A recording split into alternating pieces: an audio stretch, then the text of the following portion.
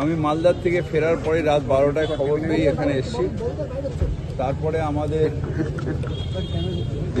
আমাদের দমকল মন্ত্রী সুজিত বসু 12:30টার মধ্যে পৌঁছে আমরা সারা রাত্রি ছিলাম। রেস্কিউ অপারেশন চলছে, এখনও চলছে। প্রায় ট্র্যাপ হয়েছিল প্রায় 22 জন,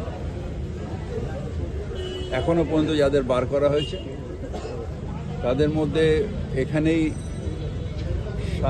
7 জন ভর্তি আছে, 2 জন মারা গেছে এখনো পর্যন্ত। এখনও ডেব্রিজের তলায় খোঁজ চলছে। 2-4 জন এরকম আছে যাদের সাথে যারা উদ্ধার করছে বা যারা ওখানে রয়েছে তাদের সাথে কথা হচ্ছে, তাদের জল দেওয়া হয়েছে, অক্সিজেন দেওয়া হয়েছে।